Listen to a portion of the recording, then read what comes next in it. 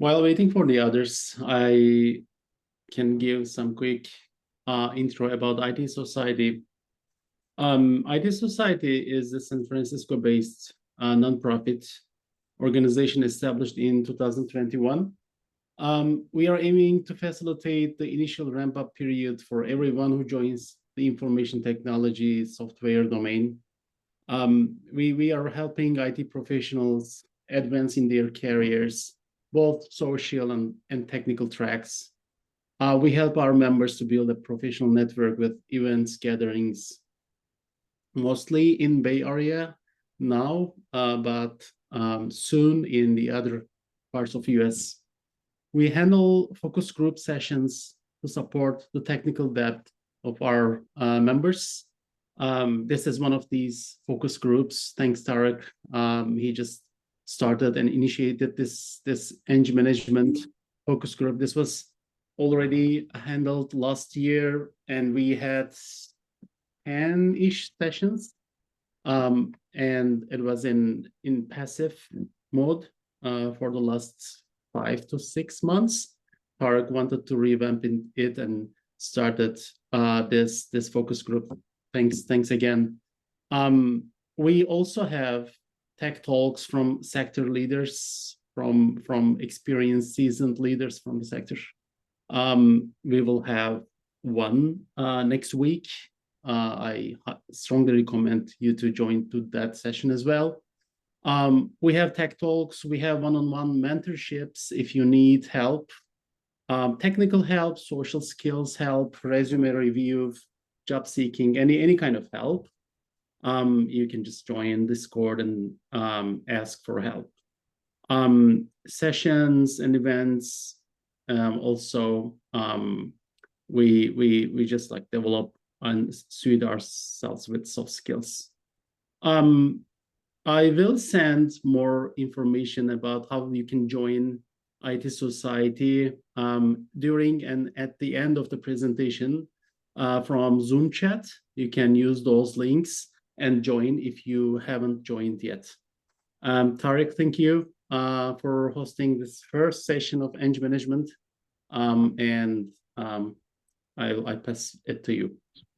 Adam, someone says they're in lobby. I'm not sure. Can you see someone in lobby? I am not able to. I think maybe they went to Google Meets invite and waiting there. Might be. Not sure. Okay, let me check that. Okay. We have 12 people here and no one is waiting. Okay. So, well, I'll go ahead and start. And well, first of all, everyone, can you hear me okay? Yes. All right. Awesome. All right. Well, thanks. Thanks for the introduction and thanks for joining me tonight. I hope that it turns out to be a really useful session for you. And we're going to have a lot of sessions like this in our plan. So this is just the beginning of one of those more sessions that are coming up soon. So, Tarek, and today I want to talk. Tarek, your sound comes and goes, kind of like a noise cancellation is blocking some part of your sound. I'm not sure. I do not know. Maybe I can get closer to the microphone a little bit. And what about now? It is okay. It is okay. We are able to understand you. Okay. Maybe.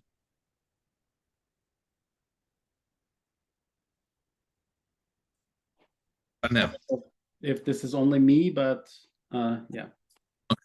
Yeah, I hear the same as well.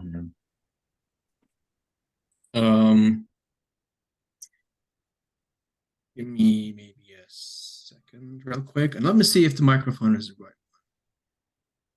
There's noise cancellation on the Zoom side, but if it's an auto, generally it's fine. But I don't know if you set it up or something else.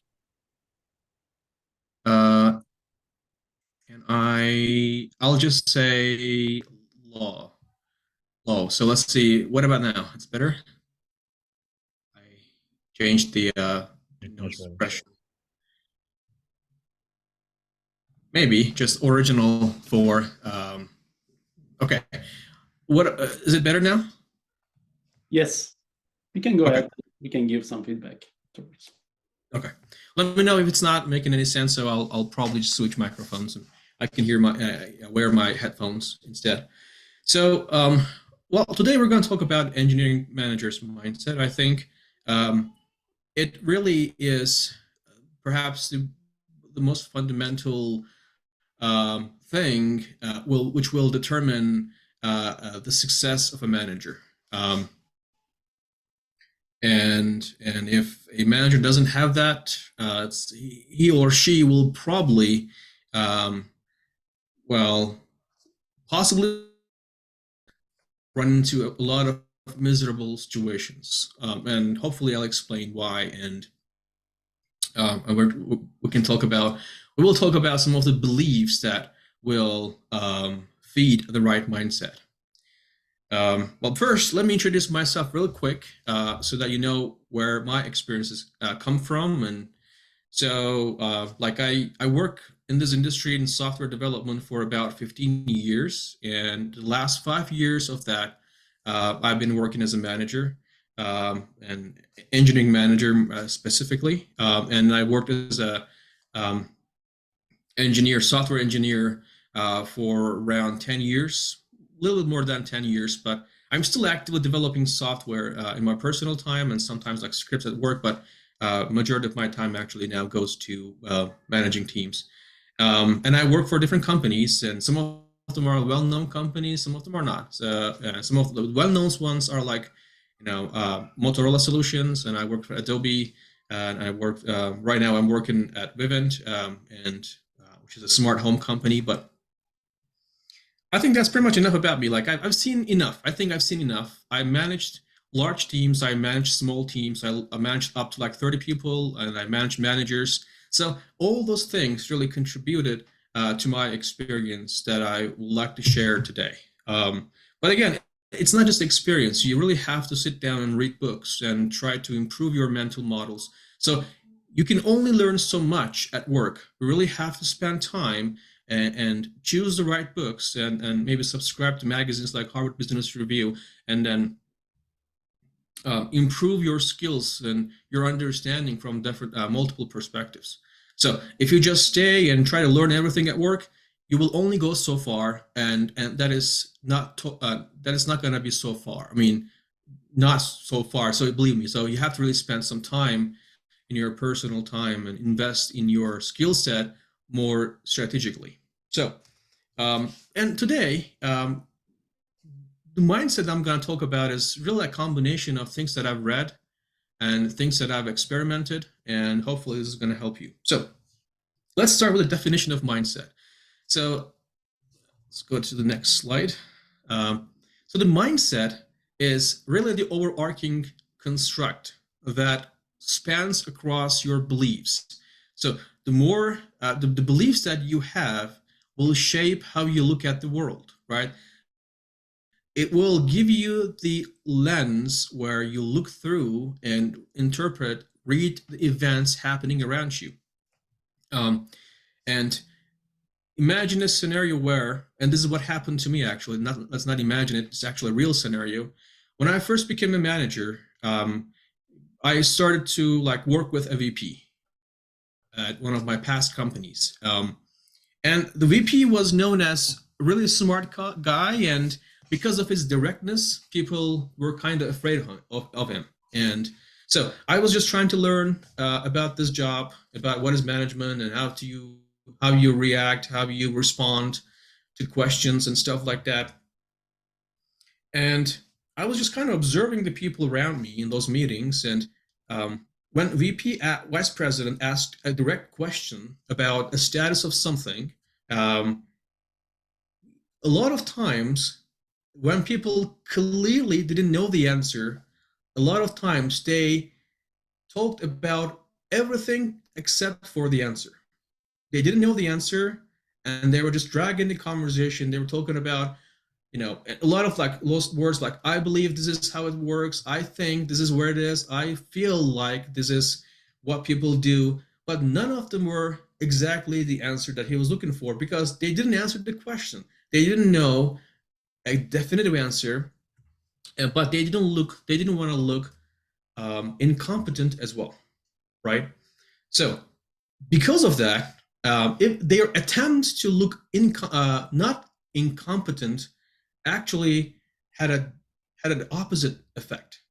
And I was talking to the VP who had a 101 once, and that's really where my journey begins about these mindsets and all that. And I was talking to him, and I said, towards the end of my discussion, I kind of love learning from people and always loved learning from people. And I asked him the question, hey, do you have any book recommendations for me? And that kind of personal conversation led to this simple question. And I asked him, hey, do you have any area where you want to grow yourself? And he said, Tarek, I know people don't like how direct I am sometimes, and I'm working on that. And that kind of gave me, really simple, belief. I said, well, these are people too. They are humans as well. They have weaknesses and they have strengths, their weaknesses, they want to work on stuff like that. So, and that kind of gave me the confidence, and I start, in those meetings, and I was, whenever he asked me a question that I didn't know the answer, I didn't drag the conversation. I said, I don't know, but I will find out and get back to you as soon as possible. And his reaction was, well, thank you. That's it. Like he didn't see me as incompetent. In fact, I'm still talking to him. So like we parted ways years ago, but I'm still talking to him. We still, have personal conversations from time to time. And well, he actually chose me for they were building a new team that was the we're working with on some data science stuff, and they chose me. Like he chose me, said Tarek probably is the right person to really work on this. Well, so clearly he didn't see me as incompetent. He gave me one of the perhaps most promising teams to manage. I was managing different teams, and I was transferred to that new team. And it has to be successful because they were building that new team, so they just couldn't give that team to anyone. They had to trust the person whom they give the team because it was going to give the company and the product a competitive edge. So that kind of like gave me an example where I really started thinking about, wait a second, like, well, clearly there's something else going on here. It's not just about like proving your competence all the time. Anyways, years passed. I never really thought about it. I just acted maybe a little naturally. A lot of times I failed, sometimes I succeeded, but I never really started never really thought about formalizing what I have been experiencing until one time I said, wait. I mean, I gotta do some formalizations here, and because I was reading a lot of books as well, and a lot of things like I was ingesting, but well, I couldn't really like turn that into a wisdom. Just lots of information. And I ran into books like Mental Models and books like Mental Fallacies and stuff like that. And I found myself reading about therapy and all that stuff. And I really started seeing the how those things that I learned can actually help me and my teams. So, and that's where the mindset conversation actually comes from, is a context. So, okay, so I think we kind of understand what the mindset is. That's overarching construct that's shaped by your beliefs.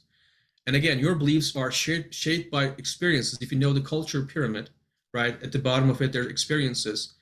Experiences like you talk to people, you get some reaction, and that turn into, if you see that reaction all the time, that turn into a belief, right? That belief is actually shaping your actions. So based on your beliefs, you take actions. If you believe that performance and quality, that's also a paradigm, but if you believe that performance and quality cannot coexist, well, your action will be shaped by that, and you will immediately think, well, I have to choose either performance or quality, or sorry, speed or quality, right? But there are times when, for instance, if you learn something well enough, you can definitely produce something so fast in a short amount of time that has high quality. It's really about like how much you know about something. If you have to spend your time, a lot of your time, to produce something high quality, of course, right, you can't produce it in a short amount of time. So if you have that that belief, that will change your action. You will think, okay, well, I have to choose either speed or quality. You don't have to if you know enough. So all those things, right, change your actions, and those actions change your result. So that's the culture pyramid, and those results, this pyramid is the actual culture. So if you want to manage a team, you start with the experiences and turn them into belief. That they automatically turn into belief because people use the experiences to shape their beliefs. But anyways, that's not really the main meeting. So well, that takes us the mindset, the conversation. I think the most helpful and the thing that I truly enjoy having is the growth mindset. If you have read the book Mindset by Carol Dweck, to me it's a revolutionary book. I mean, I recommended that book. I required reading for my own teams because I wanted to build a culture on the right foundation, and that to me is the growth mindset. But when people hear about growth mindset and when they read the book, if they don't truly spend time understanding the nuances of the book, they immediately come with something like, well, the growth mindset is about seeing challenges as opportunities. Well, it is more than that. It's not that simple. The definition of what growth mindset is also depends on what growth mindset is not. So, and that takes us to fixed mindset. I can't probably possibly go into every detail about growth mindset. I definitely recommend you guys read it, and then read it. Even if it becomes boring, still read it, and read it twice or 3 times.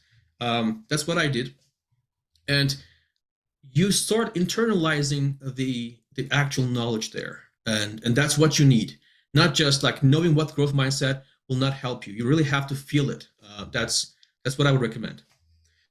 But here, right, the growth mindset in really simple terms. I can't explain like 260 pages in a couple of minutes, but the growth mindset is really about, in essence, is you don't have a fixed intelligence. Like, you can develop your intelligence and you can be smarter as you learn and as you grow. So you don't have to associate failures and lack of knowledge, maybe incompetence, to your personality.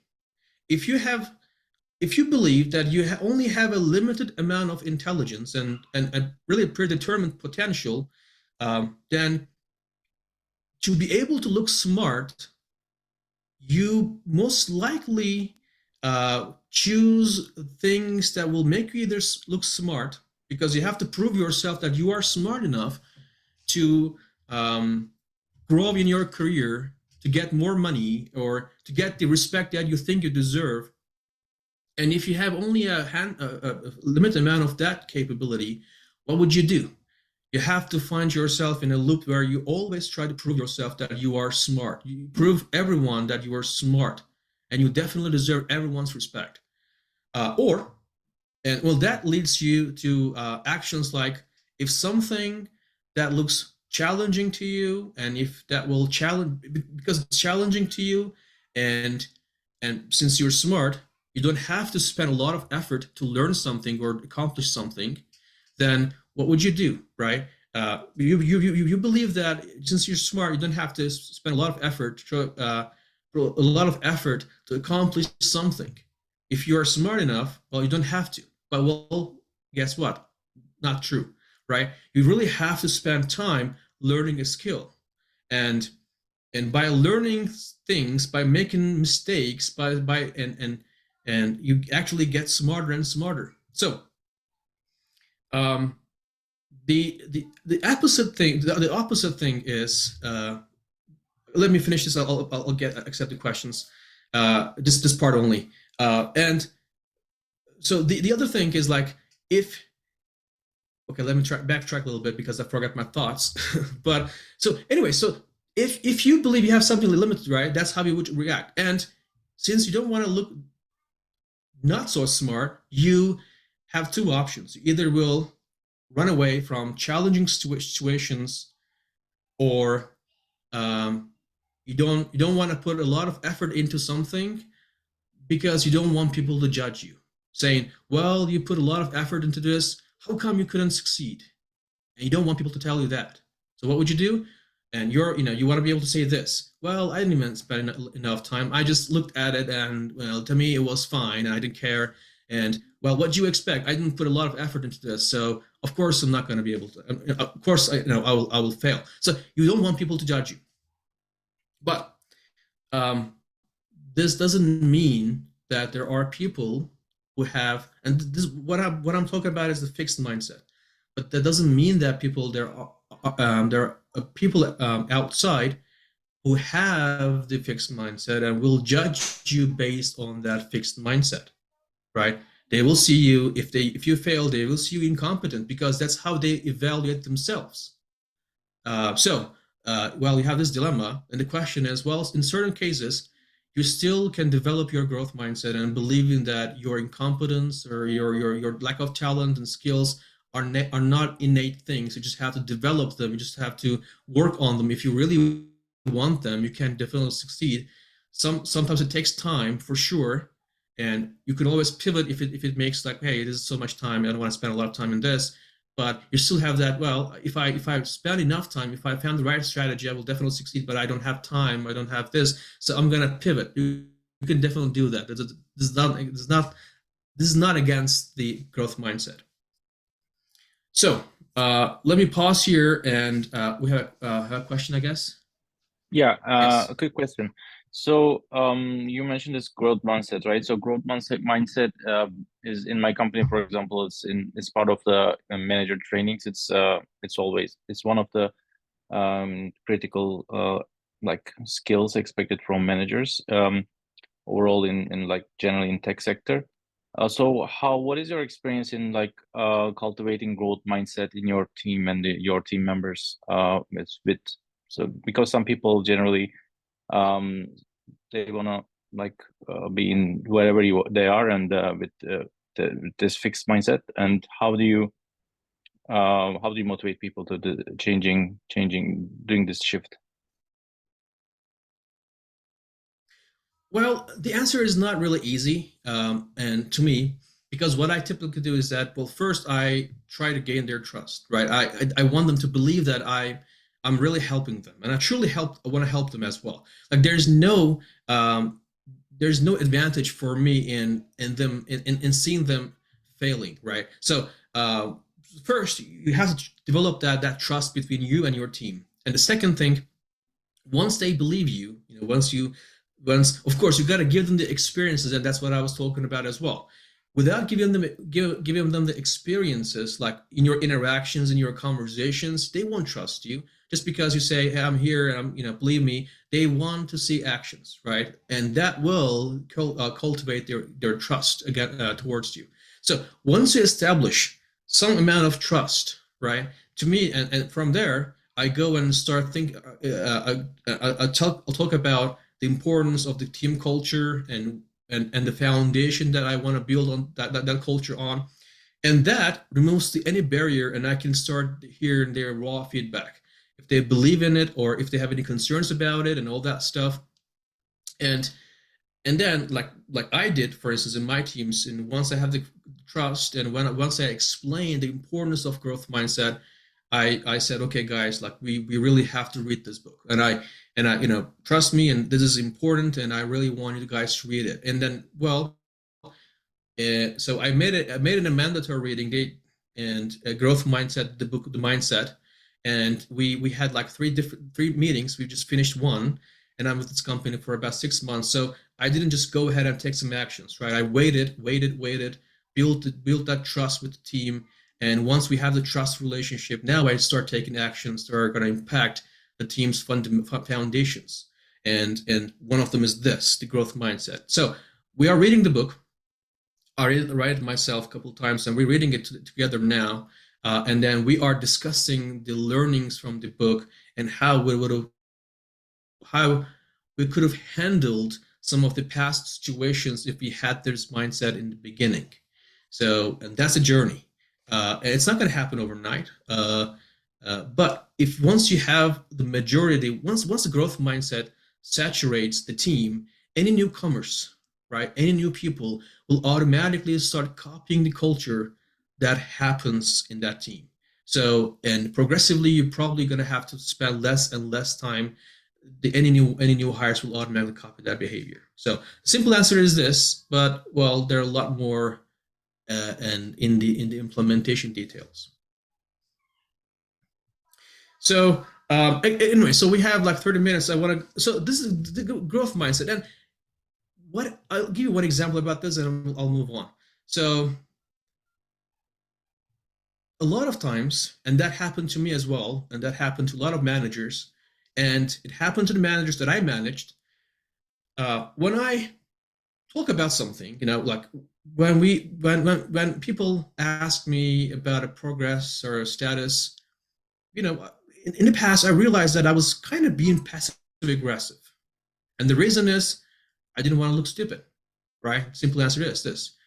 I don't want my qualities, my competence to be questioned by hard questions by someone.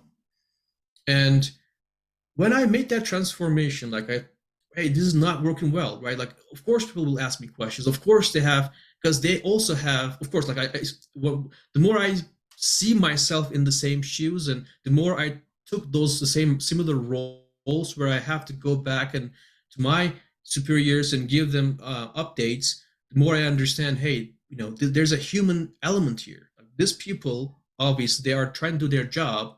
And of course, they're going to ask me questions, but those questions doesn't necessarily mean that they're actually questioning my skills. They just try to learn some questions, right? And so the way that you treat those people, you may say, hey, you can stay. It doesn't have to be your manager. It could be any stakeholder or any team member. Doesn't matter, as long as you feel that way. Being questioned, your credibility, your competence, your skills are being questioned. As long as you feel that, if you associate that with your self-esteem, right, and your self-respect and your confidence and self-confidence, you're gonna go nuts. You're gonna get angry, and then the way that typically that anger oozes out is the passive aggressiveness. You don't want to answer questions, or you start raising your voice, and well, it might work in some cases, but not all the time. Those events, those experiences will accumulate. And eventually, if you go with that route, eventually those things will come and bite you in the most unexpected, well, maybe expected way, and most hurtful ways. And I can guarantee you this is going to happen.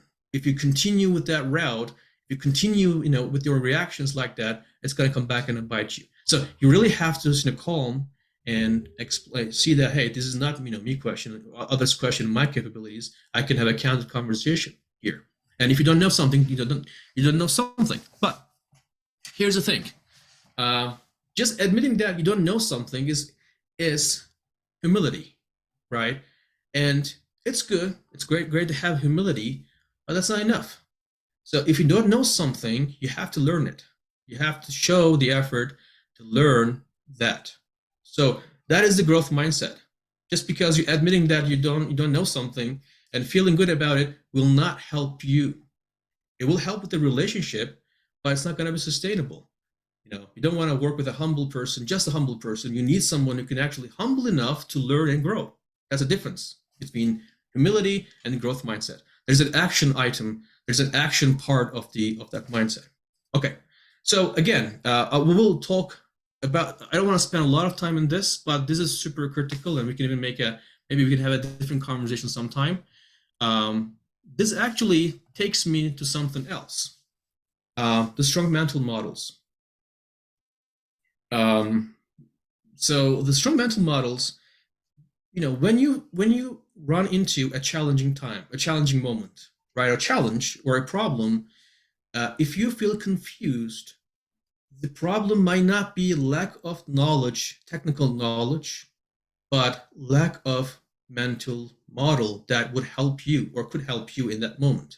So the mental models, is like how you see the world, right? It looks like it's similar to mindset, but I want to come to something else with the mental models, actually. So let's actually just go to that part. Systems thinking. To me, one of the perhaps most helpful mental models, which is also a model to understand the world through, like there's systems language as well. You can use and flows and diagrams and everything. But I think there's a strong aspect of systems thinking in terms of mental models and how you see things happening. So remember imagine that. Okay, so before I go into the technical details of systems thinking, I want to give you a really relatable example. So, because this is not just about how world works or how things flow and stuff like that.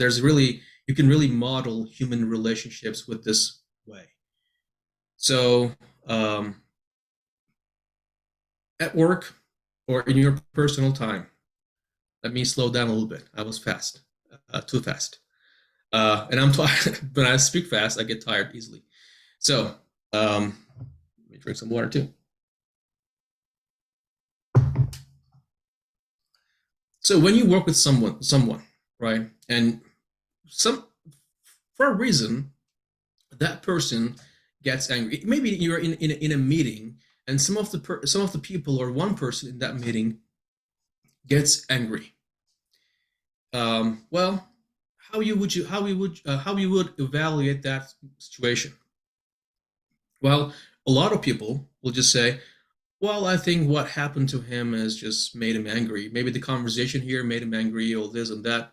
It's not bad. It's okay to be like to evaluate things like that. But let's take a step back. So imagine that person as a system, right? So that anger, the energy the anger energy, right? Imagine that it is actually being accumulated in a bucket in that person's mind, right? In a bucket, and that energy, the anger anger increases in that bucket, right? Well, now, clearly, like everything in the world, there's an input and there's an output, and something is changing somewhere, and that is filling that bucket with anger. Well, will that anger stay in that bucket forever? No, it has to go to somewhere else. Like everything in the world, we get old, right? Our youth doesn't stay. The lakes, they evaporate, or rivers take the water out of them, and some other river brings water, rain brings water. So there are things coming in, there are things coming out, and there are things that change because of that. Times come in, we get older, and our youth is flowing out from our youth bucket, right? Our age changes. So that person's anger energy, what's going to happen to it? It has to go somewhere, right? Now you're thinking in terms of systems. Now you're looking at that person, not just a small event, and in his mind there are things happening. So there are most likely that anger is going to, obviously that it doesn't have to go just one look to another bucket. It probably just go to different buckets, and maybe one bucket is retaliation. Will he retaliate because now he's angry at someone? Or maybe he's just going to use that anger and maybe just say, okay, I'll learn something from it. Or maybe, he will. So basically the buckets are like, retaliation bucket, or maybe like learn something. I'm feeling like I'm going to learn something today bucket, and whatever. So, and so you see that flow, right? And that the bucket, and you see the flows. There's some flow coming in, and there goes out. So and imagine that all the flows has a tap. You can actually turn off the tap or turn on and let the flow happen. And the person's past experiences and subconscious and whatever that he learned and his thoughts from his subconscious might also, well, will affect him to decide which of those taps to turn on. And there's a feedback. So now you see a feedback. The feedback is this: the anger bucket is feeling. Now someone is watching its progress, its state, right? There's an information, someone is watching it, and there's an information coming out of that bucket says, okay, I'm half full, I'm full, and whoever watching it, which is the person's self, whoever watches that bucket will take some actions, because he's watching it and he doesn't like that state, and his goal is to stay calm and happy and satisfied. And now he's going to do some actions to based on that bucket. Maybe he'll just go and turn on some of the taps and maybe retaliate, maybe yell back, maybe just turn that energy into something useful. I don't know. It doesn't matter. What matters is that you are aware that things are happening this way. So you can interfere and maybe influence the monitor, whoever the person who's watching that bucket, and maybe you can help him or influence him into choosing one of those taps, the taps that may be most useful for him and for you. So now you're not seeing a person who's angry and maybe fearful or scary for you, but now you're seeing a system, right? And everything works, well, pretty much everything works this way. So now let's take a step back. You evaluate the person, but now you start asking the question, okay, so something, you just look at, do you take that as an example, just one event and just react? Or the systems thinkers, they say, okay, I want to see the behavior. If this person gets angry all the time, or is this an event or the situation that person gets angry? What is the diagram? What's the time series like? Is this person get always angry when this happens? What is the behavior here? This is not the behavior. This is just one time instance. This doesn't mean that the person is always angry. Maybe there's something else happened and accumulated, and now all those things, hit a point where now the person gets suddenly angry, even with a small irritation. But that's not the behavior, right? For you to be able to say the behavior, you have to look at the past and see if that person always liked that. And so, well, now you looked at the past and say, well, the person always get angry, or maybe not. Now, you take a step back here again. Now you think, okay, what is the system structure that actually makes that person angry? If I replace that person with someone else, does the system will make that person angry again? Maybe it's job. Maybe the job is so stressful, right? And that is really overwhelming for anyone who would be in his position, and they will automatically get irritated easily. So you have to look at the system. So the thing is, I'm hoping that this is clear. Like, and when you run into a challenging situation, right? What you need to think is, well, I'm not going to go and make a judgment call based on one or two events. Like news, when you read news, right, you can just look at, well, there's something happened in this, there's something happened there, there's something happened in this. And a lot of people get stuck in those events. But they don't see the past behavior, and they certainly don't see what is the system structure that generates that behavior. What are the rules? What are the feedback loops? And what are the incentives? What are the underlying paradigms? So this is the problem, right? And so when as a manager, perhaps you see someone struggling in your team, and you may think, well, I'll replace that person with someone else, and you replace him or her, and 5 months later, well, you start seeing someone else breaking down, including that person too. So, well, that tells you something.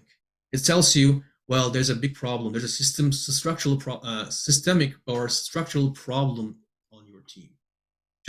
So there are leverage points. So imagine this. the person that you changed, replaced with someone else, was in that leverages, and leverage is that, if you don't know what leverage means, it's just basically, when you make a push here, it has a cascading effect, and by just doing something small, you cause really a big change, maybe by changing someone's mind, right? And you change his or her entire life.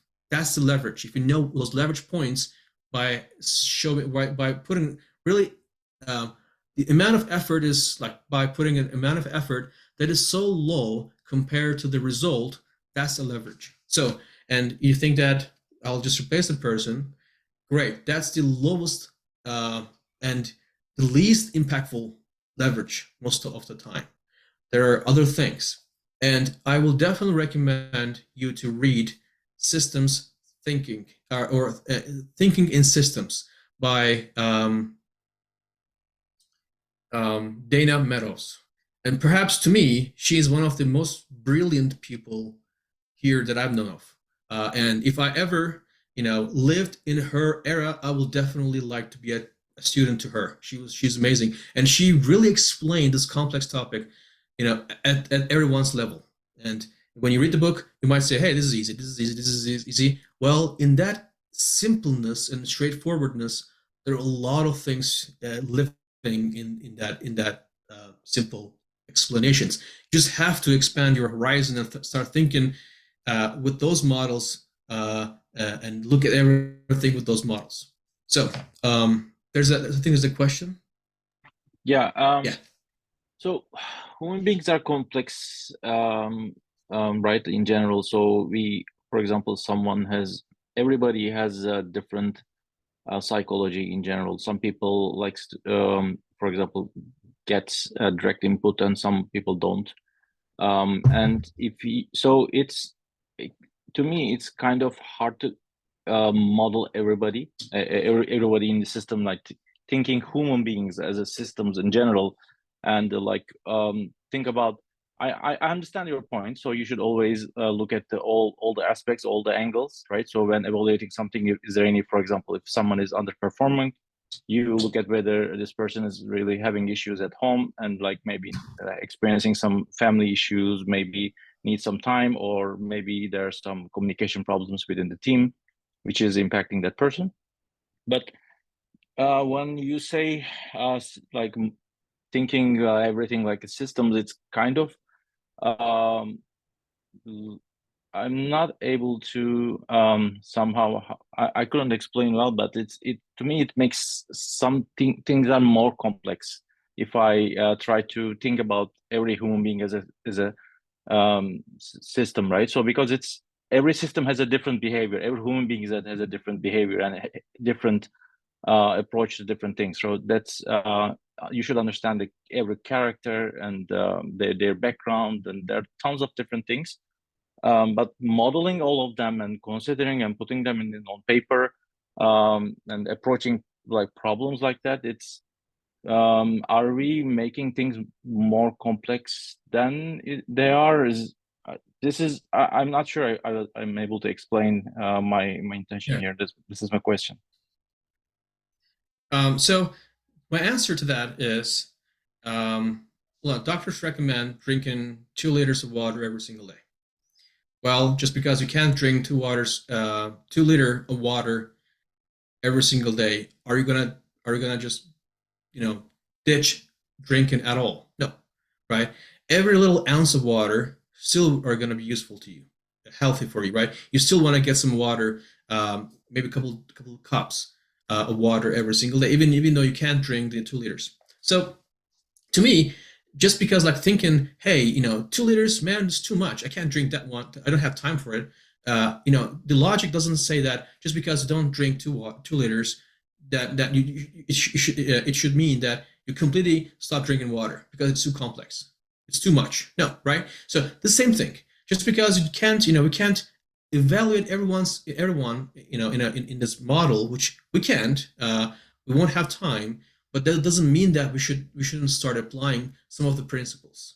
So and especially when we make important calls, right? it's still, the idea is that the more I understand, the more I reduce the risk. And the question is, do I have time to understand everything? Well, it's up to you. If you want to spend that time, great, and you will reduce risk. So the idea here is that, right, we have risk situations and we have lucky or success or chances for success. So the question is, how can I reduce risk and increase the chances to succeed? Well, and simple. The math is simple. If you want to spend more time and evaluate things and understand the details, well, you will increase the chances. Doesn't mean that you will succeed. You are just, and nothing in life works that way. Just because like you have everything and plans and everything doesn't mean that you're going to succeed. But the way that we operate is that, how can I increase my chances of success? So the same thing. So to me, you start learning systems and try to see things through the lenses of systems thinking, and you take whatever gain you get. It doesn't have to be perfect, but any gain you get from this way of thinking is gonna be helpful.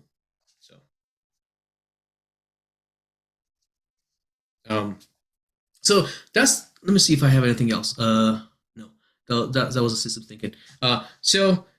You can, again, and you can see, and to me, like one of the problems, and a lot of new managers, and I, including myself, does, is that, well, and new engineers as well, and when they join a company, right, and I did it myself, and I've seen lots of people doing this in my own career, is that when we join a new company, we start immediately fixing, seeing, hey, this piece of code is junk, let me refactor it. Or, hey, why do we have this process? This is junk, let's change it. We immediately jump into conclusions and try changing things with the things that we think is better.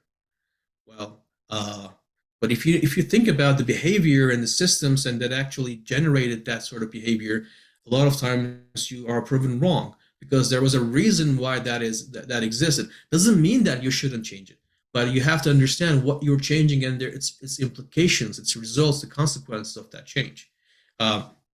What systems thinking taught me is that, and not just systems thinking, but also my experiences, because I've done that mistakes many times.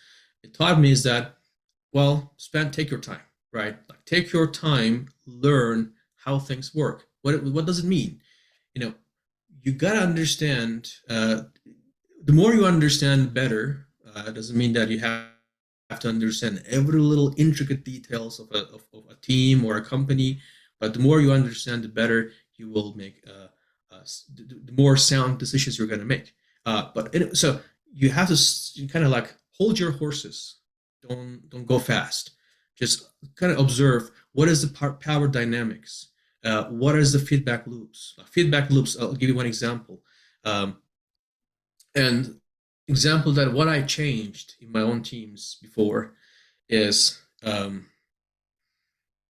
I joined, so once you understand like the feedback loops and how feedback affects in generating the right feedback and sending the feedback to the right person, they're all leverage points.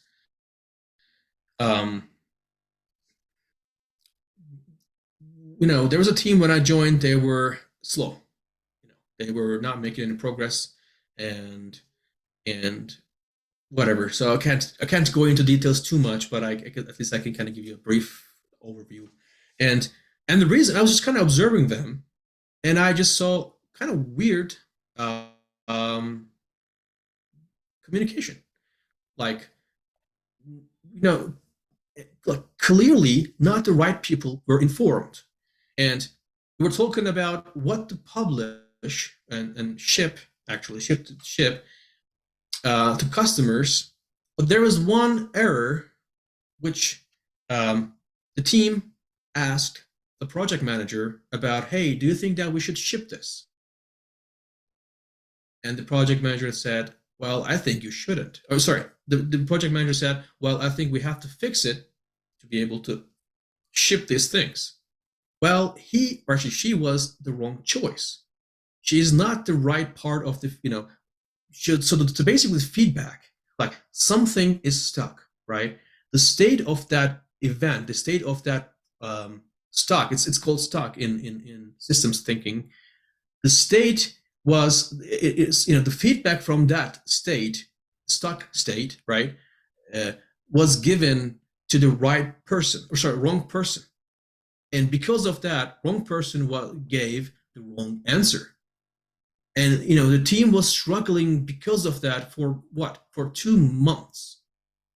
We solved the problem, but because we were asking the wrong person the wrong thing, we got the wrong answer. And and I just joined the team. I just was kind of observing, and I was like, well, you're not the wrong person. The product manager is the right person. Why are you asking the program manager? This is simple. This is simple enough. I mean, when I explained that to you, it's a simple problem. Well, it wasn't simple for the team, right? I'm giving a simple example. There are a lot more complicated examples when it comes to the feedback loops. But, well, anyway, so the team got stuck and they couldn't ship. And so what I did, that's leverage, right? I just realized that. I said, hey, guys, like, well, we're not asking the right people the right questions. So I took that question. I understood that myself first. And I said, well, there's not a problem, actually. Like, Twitter works that way, and that works that way, whatever. So I brought that with that evidence that there are other companies or other products that work the same way. And I took that to the product managers. I said, what do you guys think? And UX as well. And hey, this is how it works, and whatever. So what they said is, well, Tarek, that's okay. We don't need to fix this. What happened is that team was able to deliver 60% performance improvements in a really short amount, in a couple of days, in a week. They'd been stuck for the wrong problem for 2 months. By just changing that feedback loop, we delivered the actual result in 1 week. And what happened then? Well, the customers, and our customers were big customers like Dell and Microsoft, whatever. So, and we got feedback from them and said, well, you guys did something, and pages are loading under a second or a couple seconds, where they used to load like in 5 or 10, sometimes forever. So there are a lot of examples like that. And that the lack of feedback, the proper feedback goes the right way, the right feedback. So the right feedback to the right person at the right time.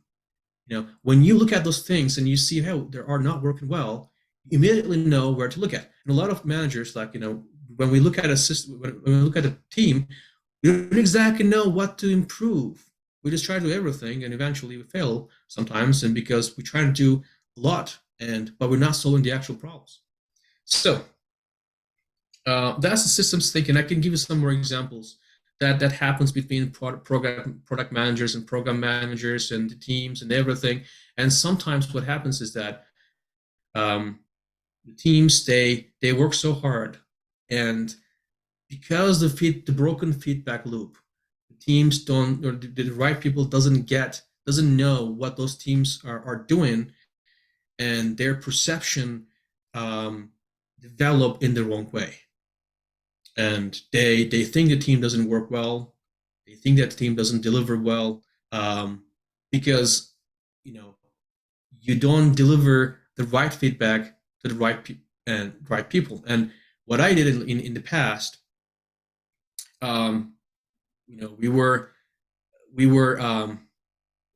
the pipeline that we developed, like in the companies I worked for in the past, that stuck in the development for what, 2 years. And then I joined the team again. I just look at the feedback loop. I'm not saying I'm a great manager, by the way. Don't get me wrong. Don't from after this session, don't think that Tarek is a great manager. No, I made a lot of mistakes, but I'm talking about my successes. So, but anyways, so I looked at it and said, well, we're not actually talking about the right things, and we're not asking the right people the right question again. So I changed that, and the perception of the people say, we can't ship this because this is broken this way and that way. Well, guess what? Like, when you talk to the right people, and that might be you sometimes, the definition of right and wrong, definition of done or missing, whatever, or in development can change.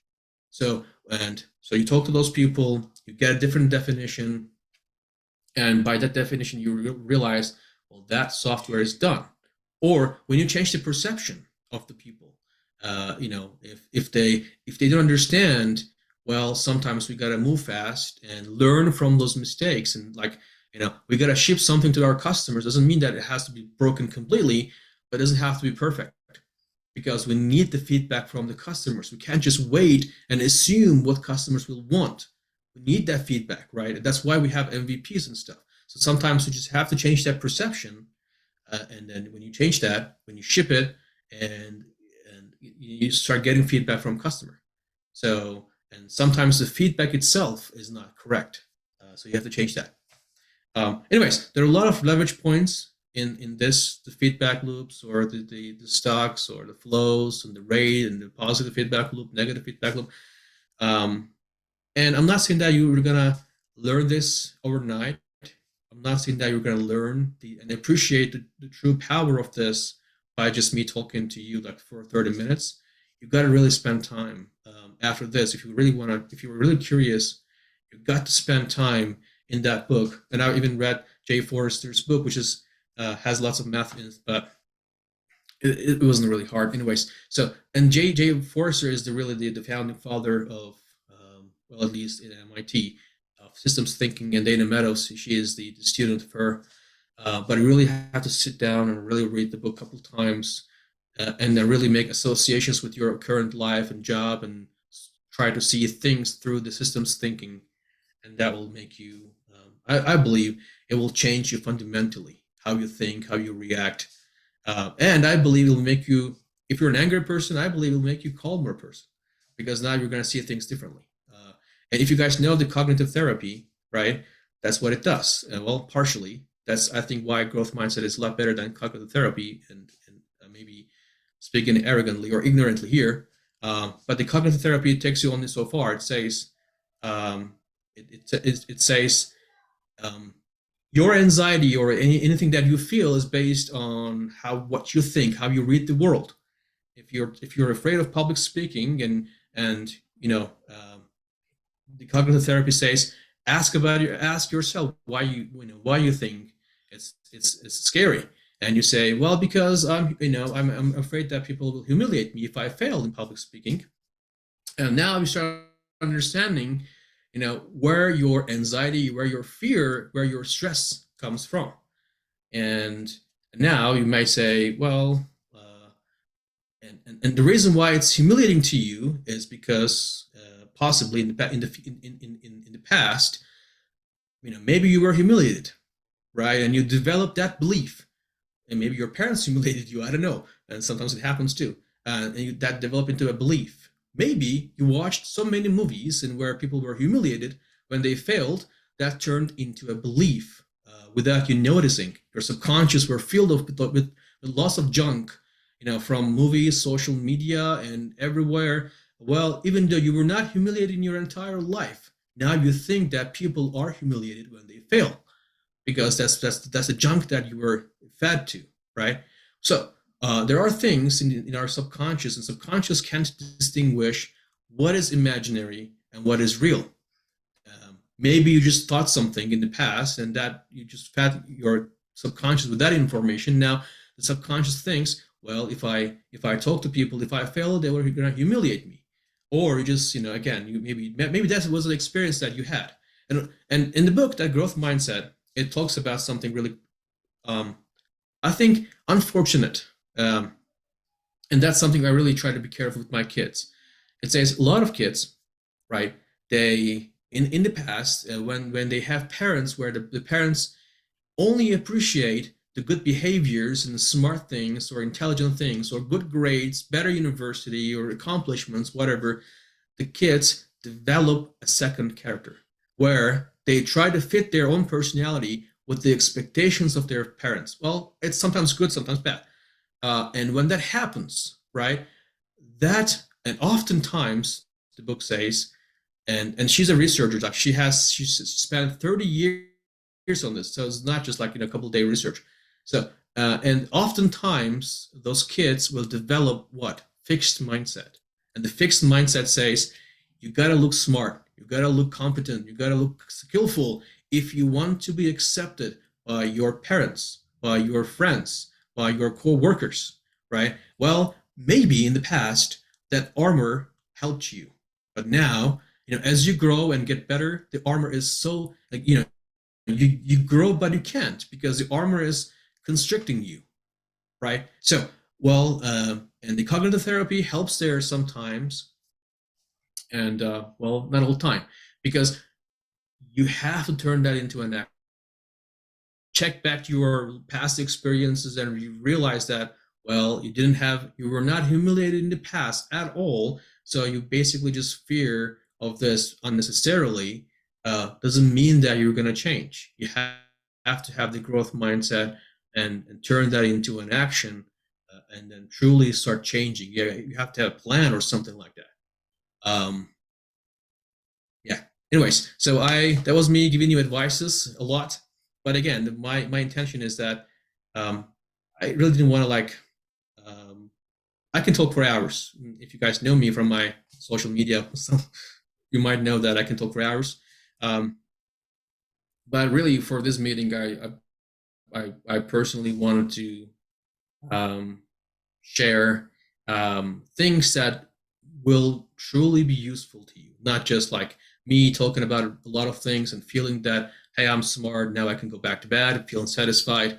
That's not what I want. I really want you guys to feel that you learned something that I've learned by making mistakes or reading books about this. So you don't have to go through maybe the same experiences if you're going through some of it. So, well, thanks for listening to me, and if you have any questions, I can help and maybe answer some of those before we end the session.